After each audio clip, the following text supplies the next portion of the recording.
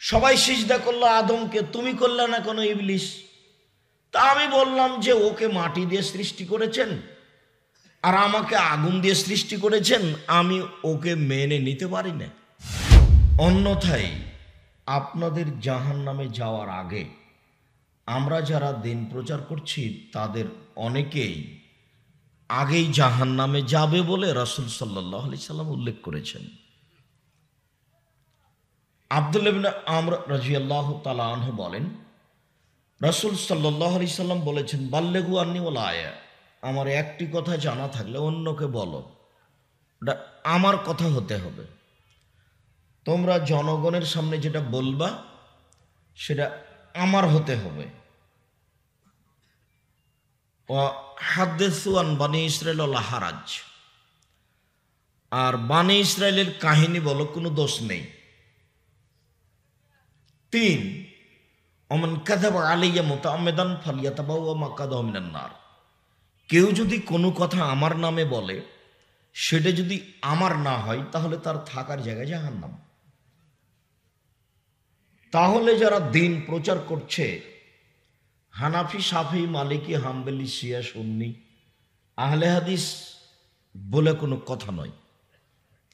যারা দিন প্রচার করছেন তার মুখের কথা যদি রাসূলের না হয় তাহলে তার থাকার জায়গা জাহান্নাম। এ কথা রাসূল সাল্লাল্লাহু আলাইহি সাল্লাম বলেন, হাদিস বুখারী মুসলিম। আব্দুল্লাহ ইবনে আমর বলেন, রাসূল সাল্লাল্লাহু আলাইহি সাল্লাম বলেছেন, প্রথম বাক্য বাল্লিগু আন্নী ওয়ালা আয়া, আমার একটা কথা জানা থাকলে অন্যকে বলো। কি একটা কথা আপনার জানা আছে? যেমন খেলে ডান হাতে খেতে হবে, এইটা আপনার জানা আছে। আব্দুল্লাহ ইবনে ওমর রাদিয়াল্লাহু তাআলা আনহু বলেন, রাসূল সাল্লাল্লাহু আলাইহি সাল্লাম বলেছেন, লা ইয়াকুল্লান্না আহাদুকুম বিশিমালিহি ওয়া লা ইয়াশরাবান্না বিহা, অবশ্যই অবশ্যই তোমাদের কোনো ব্যক্তি যেন বাম হাতে না খায়, বাম হাতে পান না করে। কেন? ইন্নাশ শায়তান ইয়াকুলু বিশিমালিহি ওয়া ইয়াশরাবু বিহা, নিশ্চয় শয়তান বাম হাতে খায়, বাম হাতে পান করে। তাহলে যে বাম হাতে খায়, পান করে, সে শয়তান, সে শয়তানের কথা মেনে চলে। আল্লাহ এক জায়গাতে, শয়তান এক জায়গাতে বলছেন, কোরআন মাজিদ বলছে, কোরআন মাজিদে উল্লেখ রয়েছে, আল্লাহ তাআলা বলছেন শয়তানের কথা, যে শয়তান বলছে যে মানুষ যারা আপনার ইবাদত করে, এই ইবাদত থেকে আমি তাদের জন্য কিছু আমার জন্য করে নিব। তার মানে মানুষকে আমার জন্য ইবাদত করতেই হবে, আমি এমন কৌশলে ফেলে দিব যাতে করে আমার কথা মেনে চলবে, তখন তার ইবাদত আমার জন্য হয়ে যাবে। আপনি আমাকে বললেন যে সবাই সিজদা করলো আদমকে, তুমি করলে না কোনো ইবলিস? তা আমি বললাম যে ওকে মাটি দিয়ে সৃষ্টি করেছেন আর আমাকে আগুন দিয়ে সৃষ্টি করেছেন, আমি ওকে মেনে নিতে পারি না। তখন আল্লাহ বললেন, তাহলে তুমি চলে যাও, আমার দয়ার মধ্যে তুমি থাকতে পাবা না। এই জন্য ও দয়া থেকে বিতাড়িত। আউযু বিল্লাহি মিনাশ শাইতানির রাজিম, বিতাড়িত শয়তান থেকে আশ্রয় চাচ্ছি আল্লাহর কাছে। মানে যাকে রহমত দয়া থেকে সরিয়ে দেওয়া হয়েছে, ওই শয়তান থেকে আল্লাহর কাছে আশ্রয় চাচ্ছি। দিন রাত মানুষ এই কথা বলে, যার উপরে দয়া রহমত। এই ছেলে, ওই যে পাশে মহিলা মানুষ কথা বলছে, তোমরা একটু দেখো না, ওই মহিলার শরম হয় না? আপনার তো একটু ইতস্ত থাকা দরকার। আপনার কোনো অসুবিধা হলে জানালে আপনি মুখ বন্ধ করে জানান।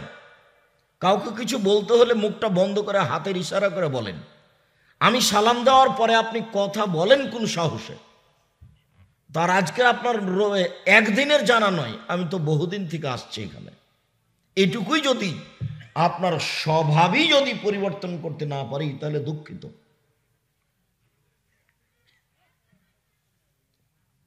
যদিও আমাদের আলোচনা জনগণের কাছে অনেক উপকারে আসে বলে আমাদের অনুমান, ঢাকা ডোমেস্টিক দেশীয় বিমানবন্দরে বসে আছি, তো একটা লোক চট্টগ্রামের সালাম দিয়ে একবারে প্রথম কথা একটু নরম করে বললে হয় না? বক্তব্য একটু নরম করে দিলে হয় না? তা আমি বললাম যে নরম করে দিলে হয় না, এই জন্যই তো শক্ত করে বলি। তখন বলছে যে না, নরম করে বললেও হবে। আপনি একটু রাগ করেই বলছেন কথাটা। তা আমি বললাম যে আপনার গতিতে আমি আপনাকে একটা কথা বলি, এখন এই দেশীয় বিমানবন্দরে যারা আছে জরিপ করা হোক, এ দেশে যারা বক্তব্য দেয় সবচেয়ে আমার কথা বেশি মেনে চলে, এটা যদি প্রমাণ না হয় আমি আর বক্তব্য দেব না। তখন বলছে যে হ্যাঁ, এ কথা ঠিক, আমিও তার মধ্যে। যারা আপনার কথাকে মূল্যায়ন করে আমিও তার মধ্যে।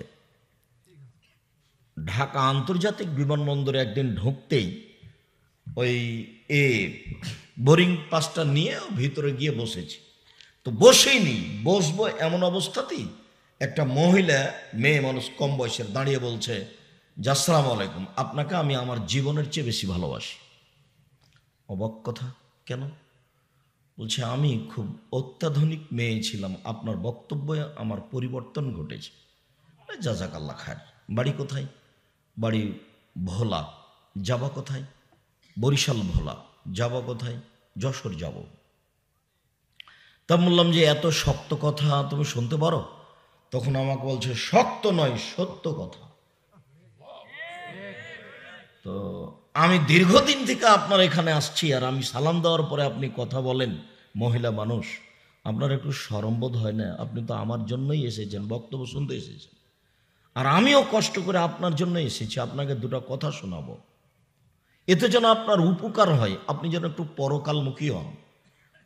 জীবনে বেঁচে থাকার সময় আর কত? কবে দেখছিলাম যে 20, তারপর দেখলাম 40, তারপরে দেখি 50, দেখি 60, 70, 80।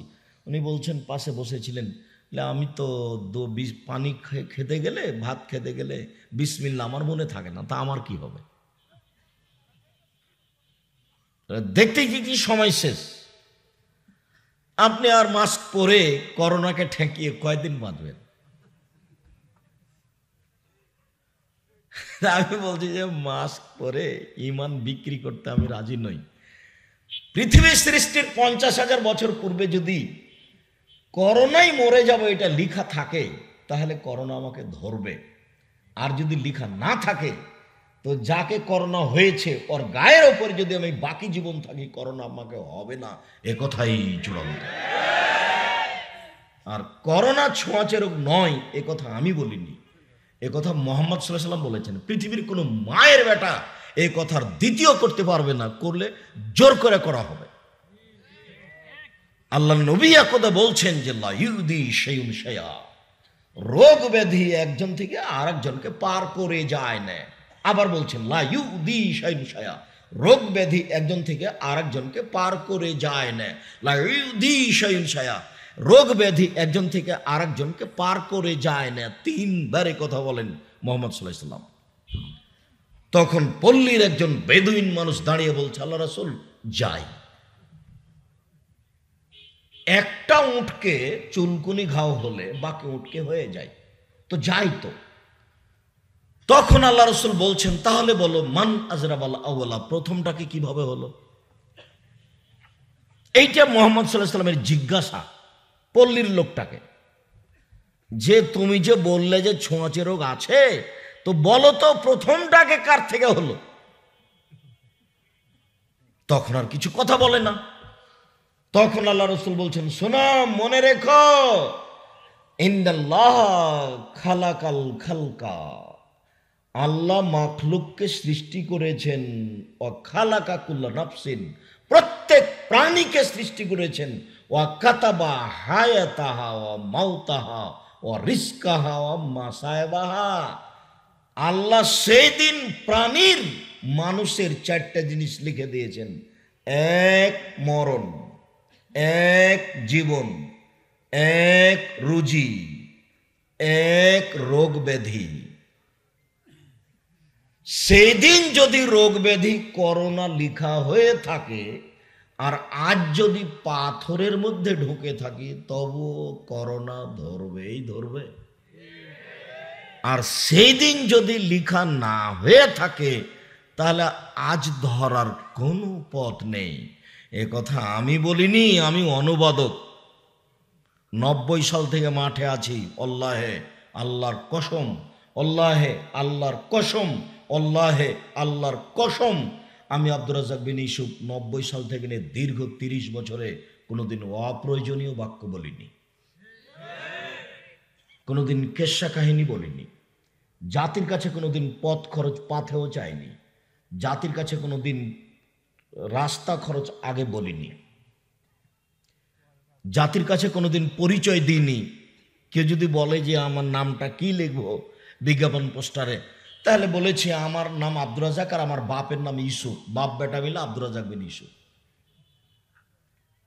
কেউ যদি প্রমাণ করে দিতে পারে খুলনা বাঘেরহাটে যে আব্দুর রাজ্জাক সাহেব একদিন বলেছিলেন, হ্যাঁ আব্দুর রাজ্জাক এই ডবল কামেল ফার্স্ট ক্লাস এই মহাদেশ কি, তাহলে আমি আর বক্তব্য দিব না। বলে কেউ যদি প্রমাণ করে দিতে পারে যে আব্দুর রাজ্জাক সাহেব একদিন তার নাম পরিচয় দিয়েছিলেন, আমি আর আজ থেকে সালাম, আসসালামু আলাইকুম, গেলাম। প্রমাণ থাকলে আমি কথা বলবো না। আমার বাড়িতে যাবেন, 3 মাস থাকবেন, অহংকারও করিনি, গৌরবও করিনি। তুমি মাফ করো, তুমি সর্বশক্তিমান, তুমি সব কিছু করতে পারো। 3 মাস থাকার পরে যদি পর্দার ব্যতিক্রম দেখা যায়, আর কোনোদিন বক্তব্য দেবো না, গেলাম, আসসালামু আলাইকুম। আপনি হমসি খেলি একটা কিছু বলা এবং করার মনে করবেন না, আর সুযোগ থাকলে বিরুদ্ধে কিছু কথা বলার চেষ্টা করবেন না। সে যে হোক না কেন, আরবি, উর্দু, ফার্সি, বাংলা ভাষী যে হোক না কেন, আমার জীবনে আমি কোনোদিন স্বার্থ রেখে কথা বলিনি, আর আমার জীবনে আমি কোনোদিন কারো বিরুদ্ধে কথা বলিনি, কোনো ব্যক্তির বিরুদ্ধে কথা বলি না। হানফি, শাফি, মালিকি, হাম্বলি কারো না। আমি বলেছি 95% জন বক্তা মিথ্যুক, আমি বলিনি ইনি মিথ্যুক, এ কথা বলিনি। আমি বলেছি 98% জন মুফাসসির মিথ্যুক, তবে আমি বলিনি ইনি মিথ্যুক। আপনার যদি সাহস হয় যে দেখেন আমার মুফাসসিরের বক্তব্য মিথ্যা প্রমাণ করেন, তো তখন আপনি পেশ করেন, আপনাকে আমি দেখাচ্ছি আপনার মুফাসসিরের কত মিথ্যা বক্তব্য আছে। সম্মানিত দিনী ভাই বোন, বলছিলাম যে 3 ফুট দূরে দাঁড়িয়ে সালাত আদায় করতে রাজি নন। শুলিও হয়নি, ফাঁসিও হয়নি, সরকার ধরে নিয়ে জেলও দেয়নি। ইংরেজদের যুগে ইংরেজ সরকার এসে, ওদের দালালেরা এসে মৌলানা সাহেবকে ধরে জেলে দিয়ে দিয়েছে বা ফাঁসি দিয়ে দিয়েছে, আর আহাল পরিবারের জন্য বাড়িতে জ্বালিয়ে বের করে দিয়েছে। আর স্ত্রী ছেলে মেয়ে গাছের নিচে থাকুক গা। কত প্রমাণ আছে। এখনো আমার শুলিও হয়নি, ফাঁসিও হয়নি, আর 3 ফুট দূরে দাঁড়াবো মানে? বলেছি কিয়ামত পর্যন্ত যদি হারাম কাবা ঘরে মানুষ 3 ফুট পর পর দাঁড়ায়, তবুও 3 ফুট পর পর দাঁড়ানোর বৈধতা কিয়ামত পর্যন্ত হবে না। সারা দুনিয়ার মানুষ দাঁড়ায়, তাতে আসে যায় না। সারা পৃথিবীর মানুষ দাঁড়ায় 3 ফুট দূরে, তাতে আসে যায় না। বৈধতা কোনো পথ নাই, কিয়ামত পর্যন্ত হবে না। আরে মরলে মসজিদে মরেই মরে যাও, মসজিদে গিয়েই মরো। যদি মরাই লাগে করোনা, তো কোথায় গিয়ে মরবো? মসজিদেই মরবো। ব্যাংকে টাকা উঠাইতে লাইন দিয়ে মরতে রাজি নয়। বাজারে ইফতারি কিনতে লাইন দিয়ে গায়ের উপর গাওয়া লাগিয়ে, আর ওই আপনার ওই ঈদ বকরাদের আগে মহিলা পুরুষ সব ভিড় করে কাপড় কিনে মসজিদে 3 ফুট দাঁড়িয়ে দূরে দূরে দাঁড়িয়ে মরতে রাজি নয়। ভিড়ে যদি মরা লাগে তো মসজিদে ভিড় করে মরবো। আমি লকডাউন শুরু থেকে নিয়ে দীর্ঘদিন থেকে বাইতুল হাম জামে মসজিদে এই ব্যাপারে আপনার সাথে আলোচনা করে আসছি, আর আপনাকে পবিত্রতার বিষয়টি আমি খুব বারবার করে উল্লেখ করেছি। আপনি বাইতুল হাম জামে মসজিদ আব্দুর রাজ্জাক বিন ইউসুফ পবিত্রতার আলোচনাতে দেখুন, ধারাবাহিকভাবে পেশ করা হয়েছে 8-10 মাস যাবৎ একটানা। সম্মানিত দিনী ভাই বোন, আমার একটি কথা জানা থাকলে অন্যকে বলো, জানা থাকলে বলেন। কোনো একটা কথা আপনার এক মানুষকে একটা দেখছেন, বলেন সেখানে যে এটা তার উল্টা হলো, ঠিক হলো না। বানি ইসরায়েলের কাহিনী বলো, কোনো দোষ নেই। বানি ইসরায়েলের কাহিনী মানে যেমন ইশতারা রাজুলুন মিরাজুলুন আকারান, একটা লোক একটা লোকের কাছে জমি কিনে নিয়েছে। ফওয়াজাদা ফিআকারিহাল জাররা, জমি কিনে নিয়ে চাষ করতে গিয়ে দেখে জমিতে স্বর্ণের পাতিল, পাতিলে স্বর্ণ। তখন জমি ক্রেতা স্বর্ণের পাতিল বিক্রেতার কাছে নিয়ে গিয়ে বলছে, খুশ যা বাকামিন নেই ইস্তারে তো মিনকাল আর মিনকাল দাও, ভাই আপনি স্বর্ণের পাতিল নেন, আপনার কাছে আমি জমি কিনে নিয়েছি, আমি তো স্বর্ণের পাতিল কিনিনি। তখন জমি বিক্রেতা বলছে, বেতুল আরজামা ফিয়া, জমিও বিক্রি করেছি, জমির ভিতরে যা কিছু ছিল সবই বিক্রি করেছি, আমি স্বর্ণের পাতিল নিব না। ঈমান। আপনি তো ব্যবসায়ী, বাগেরহাট শহরে ব্যবসা করেন বা পাশে করেন, কেউ যদি ভুলে 200 টাকার জায়গাতে 500 টাকা দিয়ে দেয়, তো আপনি দেখে শুনে চুপ থেকে যাবেন, যাক যাক যাক যাক। 2 টাকার কারণে ঈমান বিক্রি হয়ে যায়। আর আপনার কথা বলছি, আপনাকে বলছি, আপনার মালিক যদি আপনাকে 500 টাকা দিয়ে বাজার পাঠায়, তা আপনি দেখবেন যে আপনি 50 টাকার নাস্তার ভাউচার দিয়েছেন, নাস্তার ভাউচার দিয়েছেন আপনি 500 টাকা, আপনার কাছে 10-এর পয়সা দিয়ে কি হবে? আমি যে বলি, আমার একটা মনের বড় সাহস এটাই, আমার কাছে কোনো টাকা পয়সা নেই, আমি একটা নিঃস্ব ফকির মানুষ, আমি কিছুই করতে পারবো না, না আমার সাংগঠনিক ক্ষমতা আছে, না আমার কোনো দলীয় ক্ষমতা আছে, না আমার কোনো বংশীয় ক্ষমতা আছে, না আমার কোনো আর্থিক ক্ষমতা আছে। আমি হচ্ছে রাজশাহী চাঁপাইনবাবগঞ্জের ভাষায় কচুর পাতার পানি, কচুর পাতার উপরে যে পানি থাকে সে পানি খালি টলমল টলমল করে পড়লো কি পড়লো, পড়লো কি পড়লো। আমি নিজের অবস্থা এরকম মনে করি, কিন্তু আমার দ্বারা 10-এর পয়সার ক্ষতি হচ্ছে এটা আমি বিশ্বাস করি না। এই সাহসের ভিত্তিতে আমি 2013 সালের 24 আগস্ট রোজ মঙ্গলবার জামিয়া সালাফিয়া রূপগঞ্জ নারায়ণগঞ্জ ঢাকায় বলেছিলাম, আমার হাতে টাকা নাই এ কথা সত্য, এখানে প্রতিষ্ঠান গড়বে এ কথা সত্য, ইনশাল্লাহ গড়বেই গড়বে। কিভাবে গড়বে তা আমি জানি না, তবে নিশ্চিত গড়বে, অবধারিত গড়বে, গড়বেই গড়বে। এদেশের সবচেয়ে বিশাল ভূখণ্ড নিয়ে প্রতিষ্ঠান জামিয়া সালাফিয়া রূপগঞ্জ নারায়ণগঞ্জ ঢাকা। 2016 সালের 17 ফেব্রুয়ারি রোজ বুধবার বিকেল 4:30-5টার দিকে জামিয়া সালাফিয়া ডাঙ্গিপাড়া পবা রাজশাহী এই মাঠে বলেছিলাম, আমার হাতে টাকা নেই এ কথা সত্য, এখানে প্রতিষ্ঠান গড়বে এ কথা সত্য, ইনশাল্লাহ গড়বেই গড়বে। কিভাবে গড়বে তা আমি জানি না। শুধু খালি জামিয়া সালাফিয়া ডাঙ্গিপাড়াতে ছেলেরাই থাকে আবাসিক 1700, 1700, মেয়েরা থাকে 850, খাই থাকে ওখানে, খাই থাকে সব ভিন্ন ভিন্ন।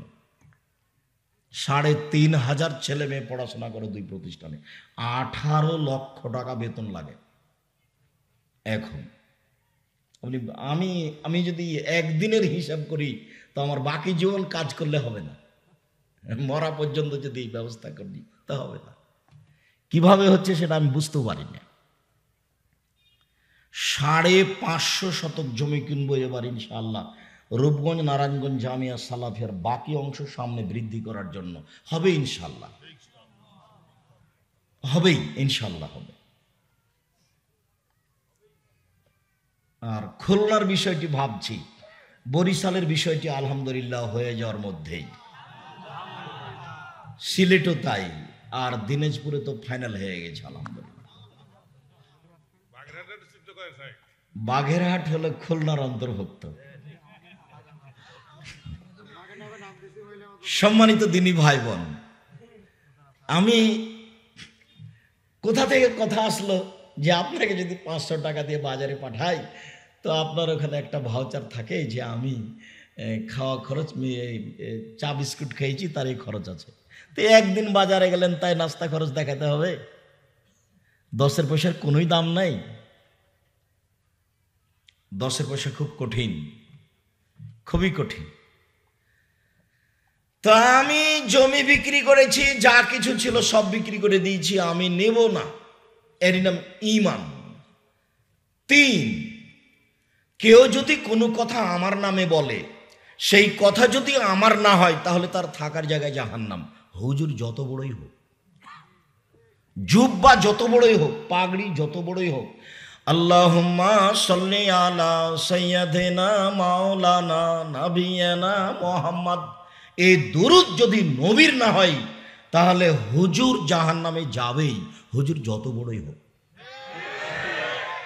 আর যদি নবীর হয় কোনো কথা নেই, ভালো কথা বলেন, দেশবাসী বলুন, পৃথিবীবাসী বলুন। বালাগাল্লাবে কামালিহি কাশাফাদ্দ যাবে জামালিহি হাসনাত জামিও খেসালিহি সাল্লু আলাইহি ওয়া আলিহি। এইটা যদি মানুষ দুরূদ হিসাবে পড়ে, তারপরে এটা দিয়ে রাসূলের কিছু বলতে চায়, তাহলে প্রমাণ করতে হবে এটা রাসূলের দুরূদ। যদি না হয় তাহলে বাঁচার কোনো পথ নেই। কোরআন মাজিদের শেষ পাতাতে লেখা আছে দোয়া ও খাতমিল কোরআন, 1 পৃষ্ঠা, যেটা দিন রাত দেখাচ্ছি। এই দোয়া যদি রাসূলের না হয় তাহলে যিনি লিখেছেন তার জাহান্নাম হবেই। তাহাজ্জুদ পড়লেও হবে, হজ করলেও হবে। তাহাজ্জুদ হজ কোথায় কুলাতে পারবে না। হুজুর বুঝতে পারছেন না যে দিন প্রচার করা কত জটিল। এই ছেলে, কথা বলবেন না। তোমরা যারা দায়িত্বশীল আছো, সামনে দেখো, যদি জায়গা থাকে কেউ দাঁড়িয়ে থাকতে পাবে না, আর যদি জায়গা না থাকে সেটা ভিন্ন কথা। আপনারা যে যেখানে আছেন কষ্ট হলেও মুখে কথা বলবেন না। একটু আমার জন্য, আমার দিকে লক্ষ্য করুন, আমি আপনার জন্য এসেছি। অতএব